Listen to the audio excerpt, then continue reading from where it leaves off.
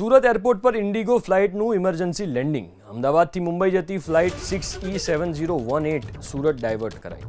ફ્લાઇટમાં બાળકની તબિયત બગડતા પાયલટનો ત્વરિત નિર્ણય. પ્લેનમાં હાજર ડોક્ટરે સ્થિતિ નાજુક જણાવતા ઇમરજન્સી લેન્ડિંગ કરવામાં આવ્યું. એટીસીની સૂચના મળતા જ સીઆઈએસએફ અને મેડિકલ ટીમ રનવે પર તૈનાત કરાઈ. એરપોર્ટ પર પ્રાથમિક સારવાર બાદ બાળકને ખાનગી હોસ્પિટલમાં લઈ જવાયું. સમયસર સારવાર મળતા બાળકની સ્થિતિ સ્થિર છે. તમામ કાયદાકીય પ્રક્રિયા બાદ ઇન્ડિગોની ફ્લાઇટ મુંબઈ માટે રવાના થઈ. અમદાવાદથી મુંબઈ જતી ફ્લાઇટ 6E7018 સુરત ડાયવર્ટ કરાઈ. ફ્લાઇટમાં બાળકની તબિયત બગડતા પાયલટનો ત્વરિત નિર્ણય.